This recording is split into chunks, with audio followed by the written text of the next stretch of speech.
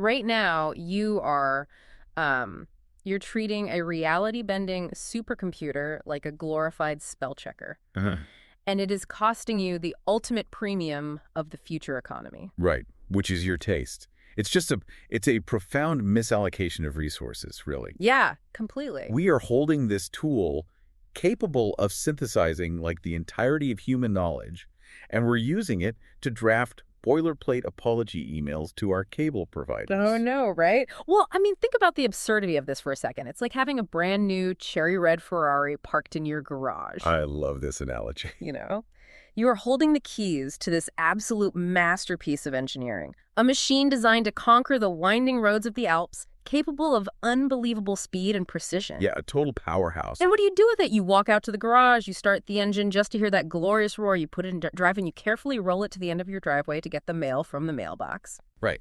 And then you park it back in the garage, you put the cover on, and you feel incredibly proud of how efficient your morning mail retrieval has become. Yes, exactly.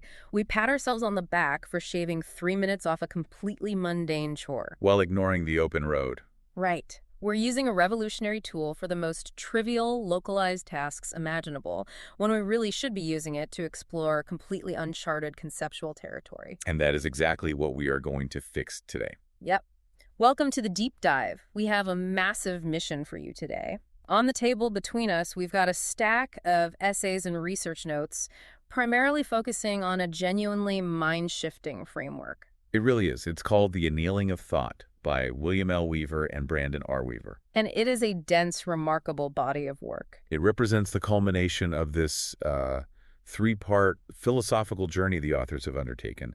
They're mapping out the intersection of human cognition and machine intelligence. So they're looking at the fundamental mechanics of how we think. Exactly. How we think, how machines process data, and what happens when those two systems actually collaborate instead of just talking past one another. And the goal for you, listening to this right now, is to walk away with a completely reframed understanding of how you work with artificial intelligence. We need to move you permanently past that clunky, outdated concept of prompt engineering. Because the central tension of the Weaver's framework, and really of our discussion today, is that the era of valuing syntax is completely dead. Right.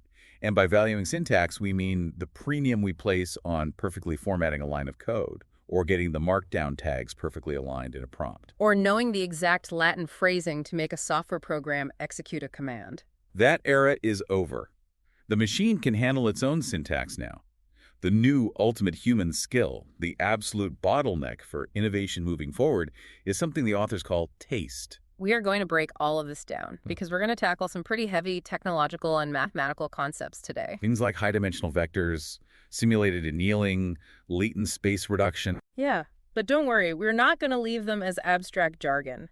We are going to translate every single one of those into relatable, everyday mechanics. So you can actually understand exactly how they operate. Right. By the time we are done, you will understand how to transition from being a passive user of AI into what the authors call a master navigator. But to even begin that transition, we have to start at the foundation. Before we talk about how to steer through a landscape of ideas, we need to understand the topography of that landscape. Like, how are ideas formed, and more importantly, how are they optimized? Exactly. Which connects heavily to the earlier essays the Weavers published leading up to this framework. Which brings us to this incredibly frustrating human phenomenon, the local maximum. Yes. This is a concept rooted in the mathematics of optimization, but it plays out in human psychology every single day. So how should we visualize this? Well, imagine a literal physical landscape made up of hills, valleys, mountains, and plains. In optimization theory, we map solutions onto a landscape like this. Okay, I'm picturing it. And the elevation, the height of the land, represents how good or optimal a solution is. The higher you go, the better the idea. Okay, so I am standing on this landscape, and I want the best possible solution, so I just start walking uphill. Right. Every step you take upward improves your situation. You are optimizing. So I'm executing what mathematicians call gradient ascent. I'm following the upward slope. Exactly. And eventually, you reach the top of the hill you are on. You plant your flag, you look around, and in every single direction you step, the ground slopes downward. So any move I make makes my situation mathematically worse. Right. So as a logical human being, I assume I've done it. I found the peak.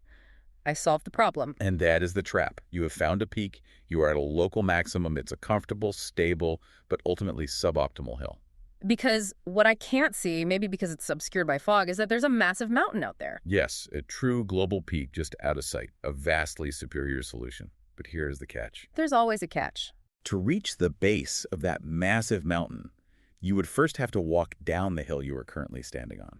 Oh, wow. So you have to make things deliberately worse before they can get better? You have to walk into the valley. And human nature, especially corporate human nature, absolutely despises walking downhill. We are terrified of the valley. Because the risk feels too high, the short-term metrics will plummet. Exactly. Think about how this manifests in modern corporate culture. I mean, you see this all the time, right? Oh, constantly. You have a company that built a software product a decade ago. It works fine, but it's built on spaghetti code and outdated architecture. Right, a total mess under the hood. But instead of rewriting it, what do? They spend 5 years tweaking the user interface. They move a button from the left side of the screen to the right side. They change the color from a dark blue to a slightly lighter, more vibrant blue. Yes. They run endless A/B tests to get a 0.5% increase in click-through rates. They are optimizing their local maximum. They are mapping every square inch of their little hill. Exactly, because they are completely paralyzed by the prospect of scrapping the code base and starting over from scratch. Because rebuilding the architecture is the valley. Right. It means a year of 0 new features, frustrated customers, and terrified investors. They are trapped on the hill because they refuse to endure the descent required to reach a truly revolutionary product. They refuse to inject chaos into their system.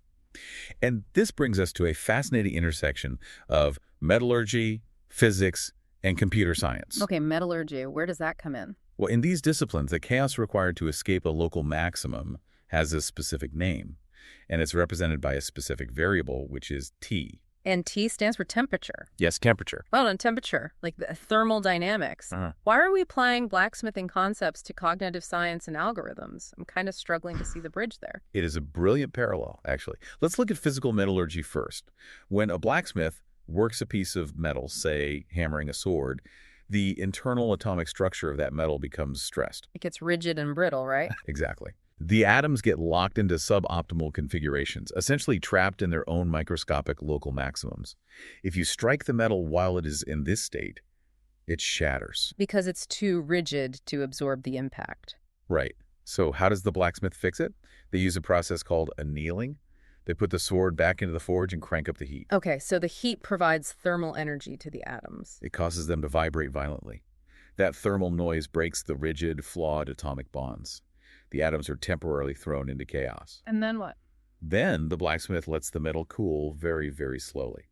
As the temperature drops, the atoms settle into new, lower energy, highly structured, and incredibly tough configurations. So the heat basically gave them the energy to jump out of their bad positions and find better ones. Precisely.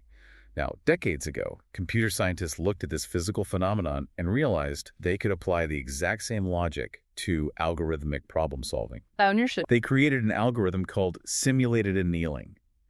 When a computer program gets stuck on a local maximum hill, when every localized calculation tells it to stop searching because moving away makes the score worse, the algorithm injects a simulated T variable. It injects mathematical heat.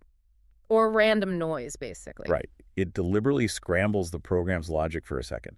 It forces the algorithm to temporarily accept worse solutions. So the heat gives the system the chaotic energy required to bound over the energy barrier. Exactly. To run down into the valley and randomly wander the landscape until it bumps into the base of the much larger mountain. And then the algorithm slowly cools the temperature back down to 0. Which removes the random noise and allows the system to climb straight up to the global peak. That is incredible. So to escape a rut, to get off the suboptimal hill, you literally need heat. You need a controlled dose of chaos. You do.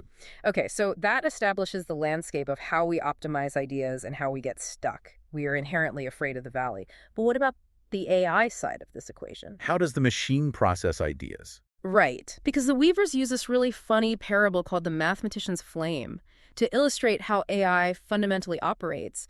And it feels counterintuitive to how most people view these supercomputers. It is an old academic joke, but it perfectly encapsulates the mechanism of large language models. How does it go? So a physicist and a mathematician are sitting in a university faculty lounge reading the paper. Suddenly, the coffee machine in the corner shorts out and catches fire. Okay. The physicist reacts instantly. He leaps up, grabs a bucket, fills it with water from the sink, and throws it on the fire, successfully putting it out. A very practical, localized solution. Exactly. Now, the next day, the same two professors are sitting in the same lounge. This time, a wastebasket on the floor catches fire. Oh, boy. The physicist drops his paper and is about to jump up and grab the bucket again, but the mathematician puts a hand on his arm and stops him. Let me guess. He says, "Relax. I have got this." The mathematician calmly walks over, picks up the burning wastebasket, places it carefully on top of the coffee machine, and says, "There.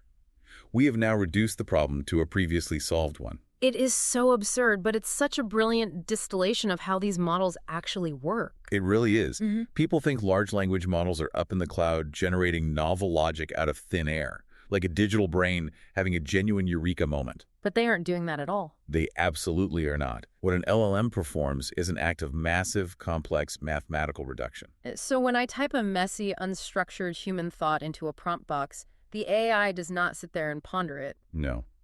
It takes that input and maps it into a high-dimensional vector space. Okay, we need to pause here and really unpack high-dimensional vector space because that sounds like pure science fiction jargon. It does sound intimidating. Yeah, if I am the listener, I am picturing glowing green matrix code raining down a screen.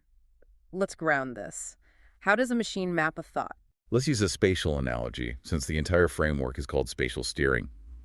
Imagine a physical library. Okay, a library. In a normal three-dimensional library, books are organized by maybe 2 or 3 metrics. You have a section for history, and within that, books are arranged alphabetically by the author's last name. That's a two-dimensional coordinate system. You can physically point to where the history section meets the letter M. Easy enough to navigate. But an LLM's vector space operates in thousands of dimensions simultaneously. Thousands. Imagine a library where every single book, paragraph, and concept from human history is suspended in a vast floating space. And they're not just sorted by genre and author. How are they sorted?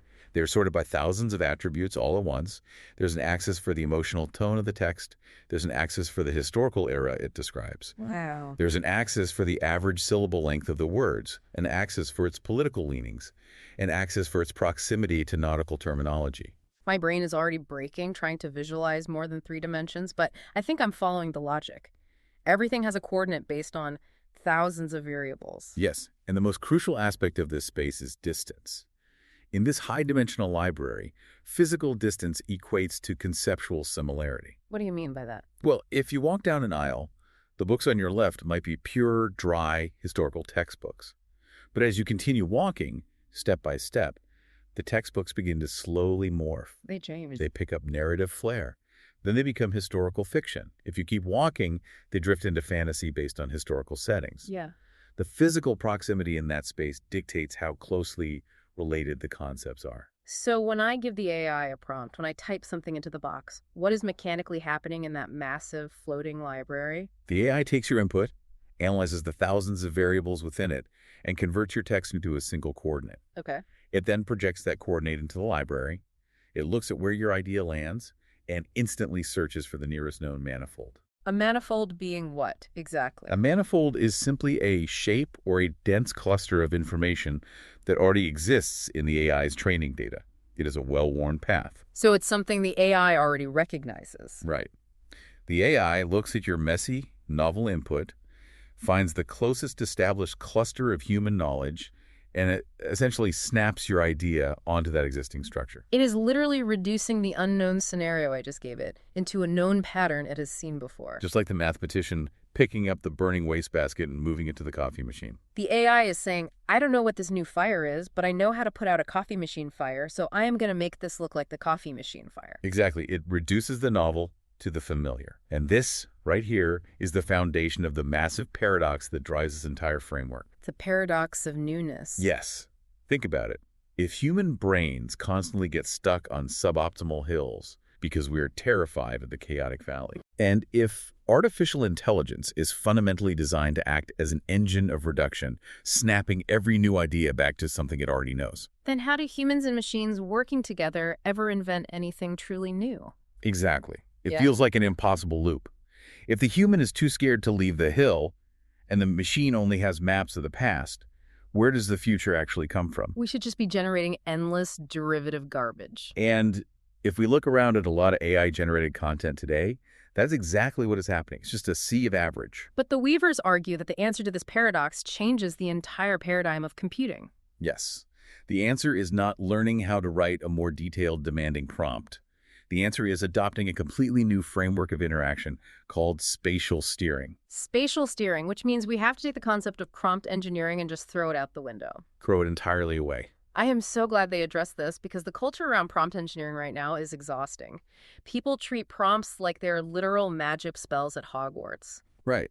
There's this belief that if you just get the exact combination of pseudocode, Latin prefixes, and brackets. If you say, act as a level 10 marketing executive, think step by step, and output in a tabular format, the machine will magically grant your wish and generate a masterpiece. That mindset is a hangover from the command line era of computing, where syntax was everything. Because if you missed a single bracket in C++ saw, the program failed. Exactly.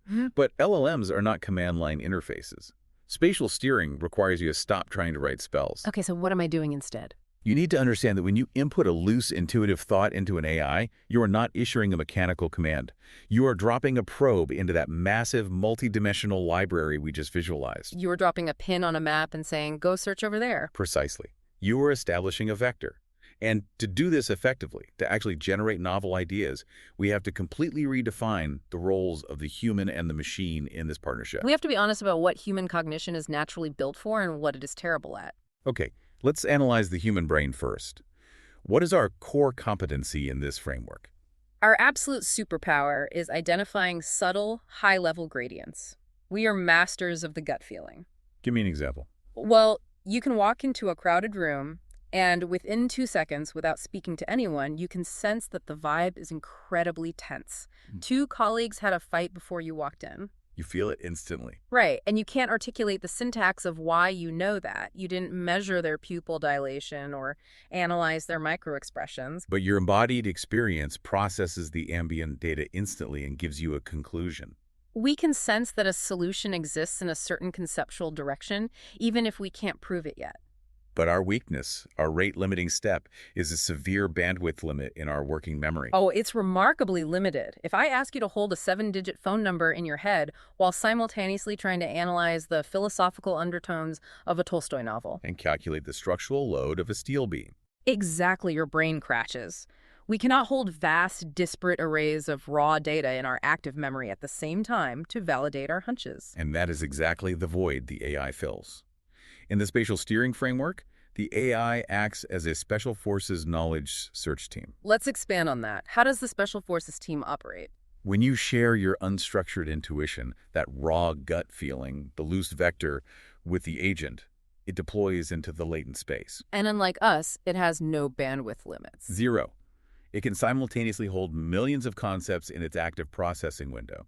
It surfs the high-dimensional library instantly, retrieving dense clusters of facts, historical analogies, and structural blueprints. All from across human history that match the vague direction you pointed toward. Right. So if the AI is the Special Forces team out there in the mud, kicking down doors and gathering the raw intelligence, what is the human's role? The human is the coach, or the director. Think about the head coach of an elite sports team. The coach does not run out onto the field and physically execute the plays. The coach doesn't run the conditioning drills. No, the coach stands on the sidelines, observing the entire field of play from a macro perspective. The coach's job is to introduce disparate elements, to recognize patterns the players in the weeds cannot see, and to make structural adjustments. And according to the authors, the most powerful tool the coach has for forcing a breakthrough, for escaping that local maximum, is introducing what they call thought diversity. The coach has to introduce contradictory constraints into the system. To understand why this works, think about the narrative structure of classic storytelling. Why do stories like The Bad News Bears or Mulan or The Dirty Dozen resonate so deeply with us? Because the core team is a complete ragtag group. It's a collection of misfits who have absolutely no business being in the same room, let alone working together. They are wildly mismatched. But it is exactly that mismatch, the assembly of non-obvious disparate talents, that allows them to solve the problem the conventional army or the polished baseball team could not. Groundbreaking ideas do not emerge from keeping everything organized, safe, and siloed in its own specialized department. They come from forcing seemingly incompatible domains to collide.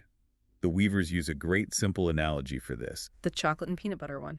Yes, it is like bringing world-class chocolate experts and world-class peanut butter experts into the same locked room and forcing them to collaborate. Okay, I love the chocolate and peanut butter analogy, but I really need to push back on the mechanics here. Go ahead. If I open up an LLM right now and I say, hey, give me an essay about the history of chocolate and also integrate facts about peanut butter, isn't the machine just going to spit back a sterile list? Probably, yeah. Paragraph 1 is about cacao beans. Paragraph 2 is about George Washington Carver, and paragraph 3 just says they taste good together. How is that a breakthrough? That is just stapling 2 Wikipedia pages together. And if that is all the machine did, you would be right. It would be useless for true innovation. But this is where we have to look under the hood at the mathematical architecture of modern AI. Specifically a mechanism called cross-attention. Cross-attention. How does that fuse the concepts? Well, let's go back to our high-dimensional library. When you force 2 distant domains, chocolate and peanut butter, or let's say 18th century naval tactics and modern supply chain logistics, to interact within a single prompt, the AI does not just retrieve both books and lay them side by side on a table. The cross-attention mechanism forces the vectors of those 2 concepts to interact and bend toward each other in the latent space. So the AI evaluates how every single attribute of domain A relates to every single attribute of domain B. It is looking for the hidden overlaps. Exactly. And in doing so, through vector steering, it mathematically constructs a brand new higher dimensional space. It creates what is called a synthetic manifold. So it builds a new conceptual structure that did not exist in the training data. It is not chocolate and peanut butter existing parallel to each other. It is the conceptual equivalent of forging a Reese's peanut butter cup. Precisely. The synthetic manifold merges the unique structural qualities of those previously isolated clusters into an entirely new higher-order domain. The machine, guided by your contradictory constraints, has mathematically forced a new concept into existence. Okay, this is a massive shift in how we view the tool. But I want to bring this down to the ground level. Yeah, let's make it real. For you, listening to this on your commute or sitting at your desk on a Tuesday morning facing a deadline, what does this actually mean for your daily life? Because if the AI is acting as this tireless special forces team, instantly generating these synthetic manifolds, these Reese's peanut butter cups of concepts, The actual lived experience of human cognitive labor is fundamentally changing right beneath our feet. it is arguably the largest cognitive shift since the invention of the printing press. And the most immediate visceral impact you will feel is the death of the blank page. I cannot emphasize enough how liberating that sounds, because there is a very specific physical dread associated with the blank page. You open a new Word document, you have to write a strategic proposal for a difficult client. And the cursor's just sitting there blinking at you, mocking you. And you sit there for 45 minutes agonizing over the very first sentence, trying to sound smart, trying to format the header, trying to invent the core idea all at the same time. It is paralyzing. That paralysis is a documented psychological barrier, and it has a name: generative friction. Generative friction. Traditional human problem-solving relies almost entirely on generative friction. It is the grueling, high-calorie, cognitively exhausting work of drafting initial options from scratch. When you stare at that blank page, your brain is simultaneously trying to act as the creative engine, the structural architect, and the syntax editor. It is incredibly inefficient. But under the spatial steering framework, that generative friction is entirely outsourced to the machine. Because the AI provides instant baseline coordinates. When you drop your messy, intuitive vector into the model, it instantly returns 5 fully fleshed out synthetic manifolds. It lifts the brutal burden of option generation off your working memory, and when that happens, your job description changes instantly. You are no longer generating, you are evaluating. This is the rise of evaluative sensing.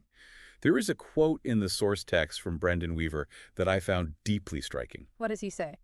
He is describing his own realization of this shift, and he writes that he began to, quote, leverage feeling more than thought. Leverage feeling more than thought. Yeah, gauging my gut reaction to something presented, trusting it, and then steering the AI in the direction I wanted to go, end quote.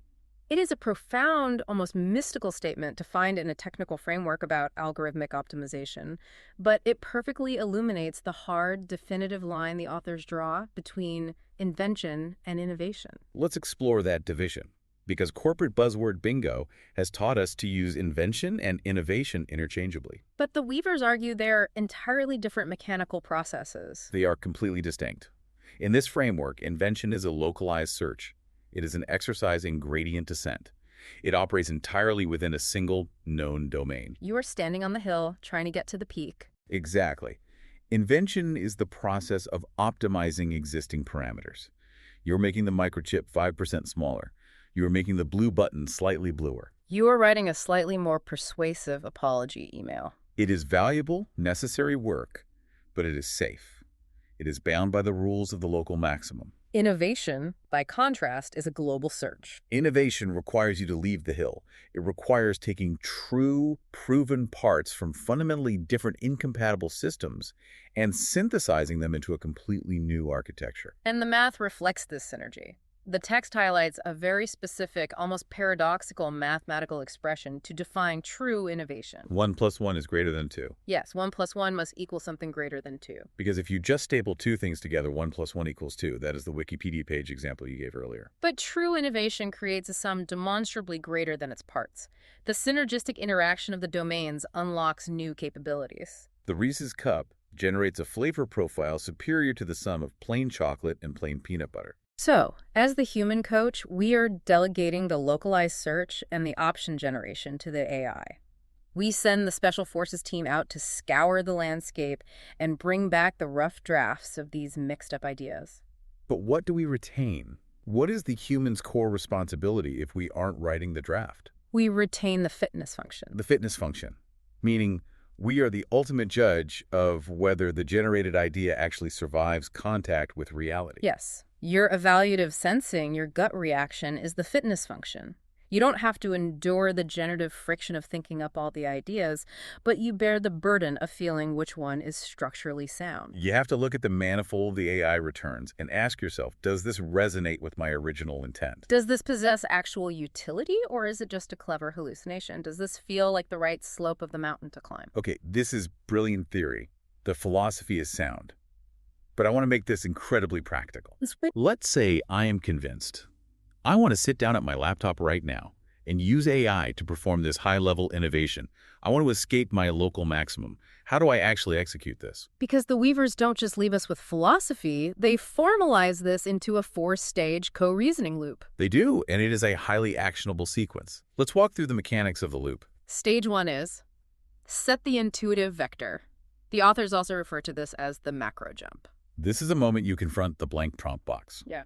And the rule here is you start with an unformed, chaotic hunch. You explicitly do not worry about syntax. You do not define the exact output format. You do not ask the AI to act as a professional marketer. You throw the command line mindset away, and you aggressively introduce thought diversity. The authors illustrate this with a fantastic practical example of an architect. Imagine an architect tasked with designing a new, sustainable community center in a dense urban environment. If this architect were still trapped in the old prompt engineering paradigm, they might type something like, generate a 5-paragraph proposal for an eco-friendly urban community center featuring solar panels and green roofs. Which is going to generate the most boring, localized, derivative proposal imaginable. It will sound like a generic PR press release. Because they asked for an invention. They asked for a localized optimization of a known domain. But in stage 1 of spatial steering, the architect approaches it differently. They use their intuition to set a wild vector. They tell the AI, I want to explore a design concept that merges the ambient, quiet feeling of a subterranean redwood forest, think dappled light, massive verticality, integrated root systems, with the functional requirements of a high-traffic urban public library. That is a massive macro jump. You are throwing two wildly incompatible physical realities into the blender. You are pointing a laser pointer out into the deep, dark expanse of that high-dimensional library, way out past the known architecture section, and saying to the Special Forces team, go see what exists out there.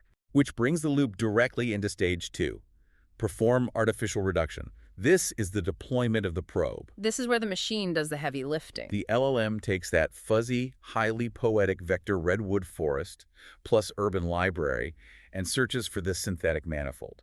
It maps those disparate concepts onto established structural and architectural domains. It lifts the brutal generative friction off the architect's shoulders and mathematically synthesizes those facts instantly. Now, to truly understand the sheer power of this artificial reduction, the source text references one of the greatest engineering feats in human history. The Apollo 13 mission. Let's really look at this story because it perfectly mirrors what the AI is doing mathematically. The famous carbon dioxide scrubber crisis. Right. If you aren't familiar, an oxygen tank explodes on the Apollo 13 spacecraft on its way to the moon. The astronauts are forced to abandon the command module and cram into the tiny lunar module to survive the trip back to Earth. But the lunar module was only designed to support 2 men for a couple of days, not 3 men for 4 days. The carbon dioxide they are exhaling is building up to lethal levels. They have hours before they suffocate. They have square lithium hydroxide canisters from the command module, but the filtration system in the lunar module only takes round canisters. A literal square peg in a round hole problem suspended in the vacuum of space. Exactly. So what happens? The NASA engineers on the ground in Houston are handed a pile of the exact random items the astronauts have on board. Plastic storage bags, cardboard covers from flight manuals, hoses from the spacesuits, and duct tape. Now think about what those engineers did not do. They did not invent a new, highly advanced carbon dioxide filtration material. They didn't synthesize a novel chemical polymer in a lab. They didn't have the time or the resources for a localized scientific invention. They had to innovate. They had to execute a macro jump. They took completely mismatched existing parts from fundamentally different systems, a spacesuit hose, a plastic bag, a piece of cardboard, and they forced them together using duct tape to create an entirely new functional system. They took 1 + 1, made it greater than 2. They saved the crew through desperate cross-domain synthesis. And that incredibly tense, brilliant process of human synthesis is exactly what the AI performs during the reduction stage, except it executes it across millions of variables in a matter of seconds. When the architect feeds it the disparate facts of a redwood forest and a city library, the AI performs that Apollo 13 duct tape reduction instantly, building a structurally sound functional framework out of unexpected parts. Okay, so the AI executes the reduction and dumps this bizarre synthesized redwood library hybrid proposal onto the architect's screen. Now what? Because my immediate reaction looking at a wildly synthesized idea is usually confusion. Which brings us to stage 3. Apply evaluative sensing, the gut check. This is the most deeply human part of the loop. This is where you engage your System 1 cognition.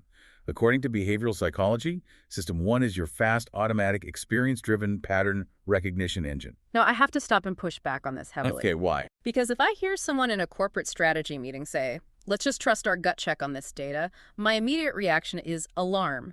Isn't relying on a gut check just an open invitation for confirmation bias? It sounds like an excuse for sloppy, lazy thinking. Right. You are just picking the option that feels good or aligns with your preconceived notions. That is a critical pushback, and it is vital that we clarify exactly what the Weavers mean here. Yeah. In the context of spatial steering, the gut check is not an excuse for intellectual laziness. It's the exact opposite. Evaluative sensing is the culmination of your lifelong domain expertise, your accumulated failures, your hard-won aesthetic intuition. It acts as a highly efficient, high-speed filter. It is an earned gut check. So it only works if you actually know what you are doing in the real world. Precisely. Let's go back to our architect staring at the screen. The AI has generated 3 options based on the redwood library vector. The architect reads the first option, which suggests using massive, heavy, rammed earth walls to simulate the feeling of a subterranean environment. The architect looks at that and instantly, viscerally dismisses it. Their gut says absolutely not. But why? Because their expertise informs their gut. The architect possesses years of embodied experience dealing with urban soil mechanics. They know instantly that the loose, disturbed soil of a downtown city grid cannot support the sheer tonnage of rammed earth construction without millions of dollars of foundational retrofitting. They do not need to spend 3 hours running complex load-bearing calculations on a spreadsheet to prove it. Their earned intuition filters out the bad coordinate in a fraction of a second. That makes sense. The gut is just highly compressed expertise, so they throw out option 1. Then they look at the second option, The AI suggests utilizing canopy-gap light wells, simulating the way light breaks through giant trees, paired with a passive geothermal cooling system integrated into the building's support columns, mimicking root structures. And boom, the gut says yes, the architect feels the resonance, the mechanical synergy is real, and the aesthetic intent is preserved. That is evaluative sensing in action. You filter out the hallucinations and the structurally flawed ideas, and you lock onto the resonant coordinate. Which allows us to move into the final and most dynamic phase of the loop. Stage 4. Adjust the controls. Anneal or descend. This is where human governance truly shines. We are no longer just dropping probes. We are flying the ship. We are turning the dials. And we have two primary levers to pull. Let's talk about the first one, turning up the temperature, the T arrow up. T up. We discussed simulated annealing earlier, the process of injecting thermal noise and chaos to escape the local maximum. In this stage, you use that concept practically. When do you crank up the heat? You do it if the AI's synthesized answers come back feeling a little too safe. If the options are highly functional but conceptually derivative, or if you feel like you are just getting a shinier version of the suboptimal hill you started on. The answers are just boring. They work, but they don't sing. Exactly. When that happens, you force a domain jump. You intentionally inject chaos into the prompt to shatter the rigid structure. Going back to our architect, they might look at the canopy gap idea and say, well, the light wells are interesting, but the thermal models the AI suggested feel entirely too conventional. I want to shatter this assumption. I want you to re-examine the interior lighting and thermal load, but this time, assume we can only illuminate the core of the building using engineered bioluminescent algae instead of standard electrical fixtures. Whoa! Bioluminescent algae. You just crank the thermal noise to the absolute maximum. You essentially just threw a grenade into the AI's structured manifold and forced it to jump across the valley to an entirely different, bizarre mountain peak. You mixed a very, very strange peanut butter into the chocolate, but you do it because that extreme constraint forces the machine to synthesize completely novel thermal models based on biological sustaining systems rather than HVAC systems. Okay, let's assume the gamble pays off. Yeah. The AI comes back with a brilliant, workable integration of bioluminescent ambient lighting that perfectly captures the eerie, quiet vibe of the redwood forest while fundamentally solving the energy consumption problem. You have found your global peak. You have the resonant coordinate. What is the final step? You pull the second lever, you execute the steepest descent, you dial the temperature down to absolute zero. The T arrow approaches zero. You strip away all the heat, all the noise, all the poetry and chaos. You shift out of the exploratory mindset and into a state of hyper-focused optimization. Now you care about the syntax. Exactly. Now, syntax matters. Yeah. You tell the machine, okay, we have locked in the conceptual architecture. Now, tighten all the arguments. Run the structural engineering checklists. Format the output into a formal, highly technical 20-page summary with appropriate zoning code citations so I can present this to the city planning board tomorrow morning. You drive the chaotic brilliance down into a crisp, rigid, production-ready artifact. And just like that, through those 4 distinct stages, setting the intuitive vector, allowing the artificial reduction, applying your earned gut check, and actively adjusting the thermal controls, you have collaborated with a non-human intelligence to engineer a breakthrough that neither of you could have possibly conceived or executed in isolation. It is a beautiful process, but to consistently execute this loop, it requires a profound shift in identity. We have to fundamentally change how we view ourselves as knowledge workers. We are undergoing a massive historical transition. We're moving from an era defined by Mapmakers into an era defined by Wayfinders. The source text uses a historical analogy to illustrate this shift, and I found it incredibly striking.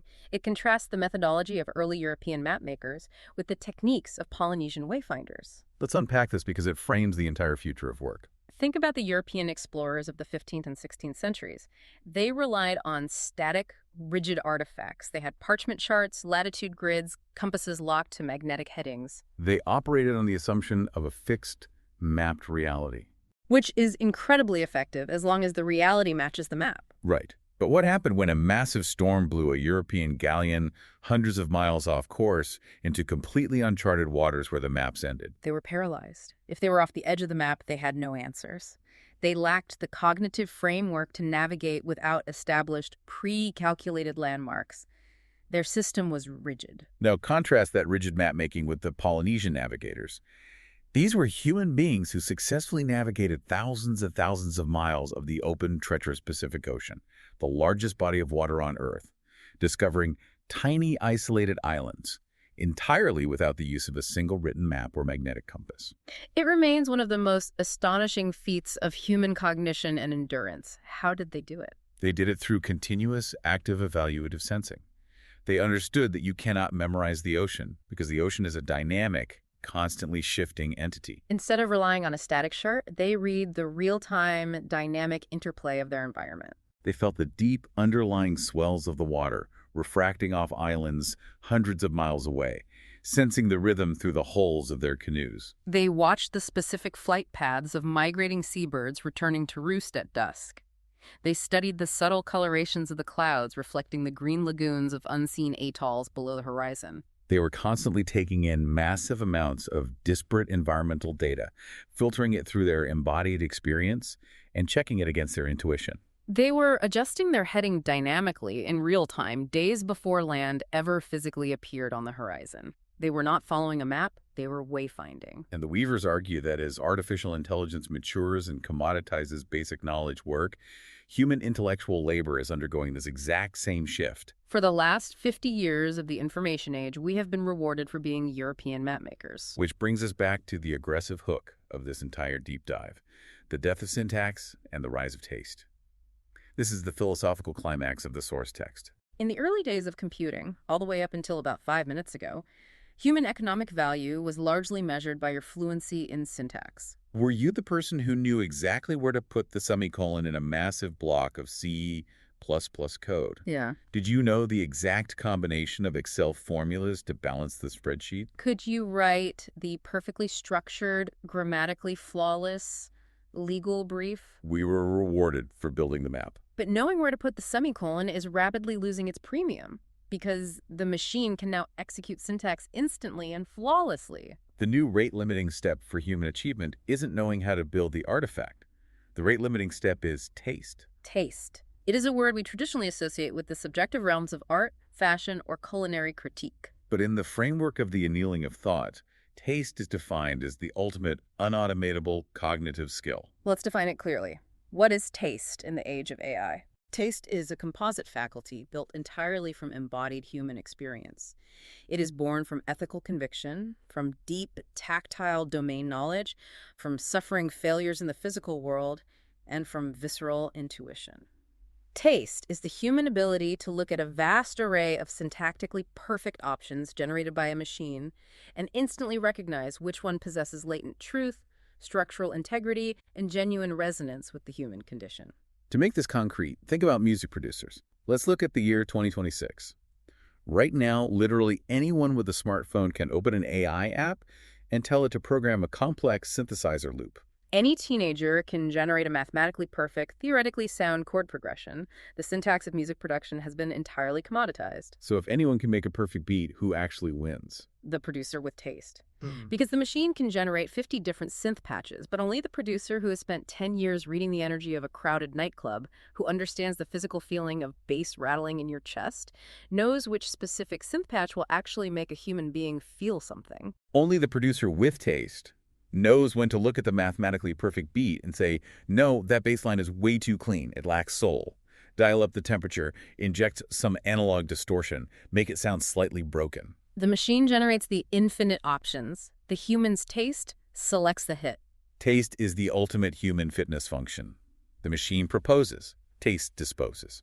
And this reality has terrifying immediate implications for the future of our educational systems. It is an absolute crisis. If you look at how we are training the next generation right now, it is alarming. For over a century, traditional education has heavily emphasized generative execution. We teach students to memorize syntax. We grade them on their ability to grind through routine drafts, to format their bibliographies perfectly, to manually calculate known procedures. We are systematically training millions of students to be world-class mapmakers. We are training them to compete with the machine on the machine's terms. Exactly. But in an AI-accelerated world, teaching a student to grind through a routine draft from a blank page is preparing them for an economic reality that fundamentally no longer exists. The text issues a very stark, explicit warning here. Success in the next 5 to 10 years belongs exclusively to those who intentionally cultivate taste that resonates with market and human realities. The future belongs to the students, the corporate leaders, and the creators who can look at a generated coordinate and instantly, ruthlessly judge if it is conceptually brilliant, or if it's just mathematically coherent derivative fluff. And more importantly, who have the courage to reach for the thermal controls and inject chaos when it is fluff. Theory is vital, but we need to prove this is actually happening. If we connect this framework to the real world right now, what does a master navigator actively applying taste look like in highly technical professions? Let's look at some cross-domain frontiers. People are not just theorizing about this, they're executing it today. Take the field of biomolecular discovery. Right now, we have synthetic biologists utilizing spatial steering with tools like AlphaFold. Historically, mapping a single protein structure could be the subject of a decade-long PhD thesis. The generative friction of manually modeling every molecular conformation was immense. That is the ultimate map making. Right. But today, a master navigator biologist operates differently. She has an intuitive, perhaps slightly crazy hunch that there is a structural bridge between the way biological fungal mycelium grows in the soil and the structural integrity of synthetic polymer networks. She takes that raw vector and drops it into the model. The AI performs the artificial reduction, instantly mapping millions of candidate structures that satisfy both domains. And what does the biologist do while the machine works? Her role shifts purely to evaluative sensing. She uses her hard-won tactile domain taste, her years in the wet lab, observing how proteins actually fold and fail in physical reality, to scan the generated options. She ignores the thousands of structurally sound but practically useless models, and she identifies the single candidate that possesses the actual mechanical and biological synergy required for a breakthrough in biocompatible manufacturing. She doesn't build the molecule, she steers the ship toward it. Let's look at another field, strategic foresight and urban policy. The Weavers give an incredible example of a city planner tasked with combating the rising threat of urban heat islands in a densely populated metropolitan area. A massively complex, multivariable problem. In the old paradigm, the planner opens a blank spreadsheet and tries to invent a localized solution. But using spatial steering, the planner intentionally mixes disparate domains. They tell the AI, I want to combine the thermodynamic principles of ancient Roman aqueduct systems with modern, real-time vehicular traffic flow microdata. That is a staggering macro jump, Roman plumbing and modern traffic data. The AI runs the complex reduction. It synthesizes the fluid dynamics of the aqueducts with the heat exhaust maps of the traffic grid, and it projects a unified functional simulation model for cooling the city streets. The math works perfectly, but here is the vital, unautomatable human element. The AI can simulate the heat dispersion flawlessly, but it is a machine. It has no soul. It does not live in the city. The planner has to step in and use their taste to ask the profoundly uncomputable questions. They apply the ethical fitness function. Yes.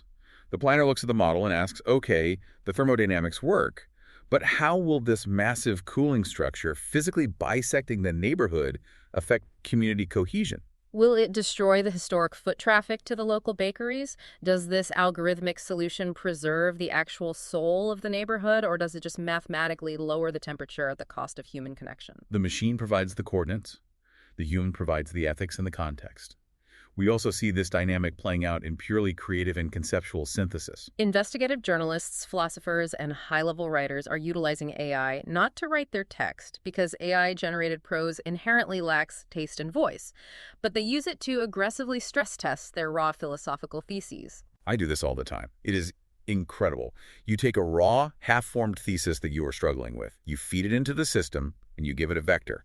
Act as my harshest, most uncharitable intellectual critic, and dismantle this argument utilizing the frameworks of 20th century French existentialism and modern behavioral economics. You are intentionally generating friction. Yes. You use the rapid-fire friction of the AI's response to instantly discover where your own arguments are weak, where your logic is circular. You spar with it. You turn what used to be 3 months of painful, isolated research friction in a library into a single, high-intensity afternoon of co-reasoning. It acts as the ultimate, tireless, intellectual sparring partner. It forces you to refine your taste and strengthen your arguments before you ever write the final draft. Okay, we have covered massive ground today. Let's pull all of these threads together for a co-reasoning epilogue. Let's synthesize the journey we've been on. We began by confronting the local maximum. and acknowledging that escaping our suboptimal ruts inherently requires heat. It requires the psychological courage to inject chaos into our comfortable routines, to walk down into the valley of the unknown. Then we demystified the machine. We learned that AI does not invent logic out of thin air. It operates purely through mathematical reduction. It maps our messy, chaotic inputs onto established, known manifolds within a high-dimensional space. But finally, we saw how the paradox is resolved. We saw that when a human acting as a coach combines their intuitive, chaotic vectors with the machine's relentless capacity for reduction, we achieve spatial steering. We force the creation of synthetic manifolds. Together, we don't just invent, we innovate entirely new dimensions of thought. And this realization should be incredibly profoundly empowering for you listening right now. Because the dominant narrative in the media, the anxiety-inducing headline we see every day, is that artificial intelligence is coming for human creativity. That it is a replacement engine designed to render human thought obsolete. But the Weaver's framework argues the exact opposite. AI does not threaten human creativity. It liberates it from the drudgery of execution. It strips away the grueling mechanical friction, the terror of the blinking cursor, the agonizing grammar checks, the syntax errors, the endless generation of bad, rough drafts, so that human beings can finally focus their cognitive energy on their highest possible calling. Our highest calling is directing the search. Our calling is setting the thermal controls, deciding when to inject chaos and when to demand order. Our calling is applying our hard-won taste to judge the resonance and ethical validity of the discovery.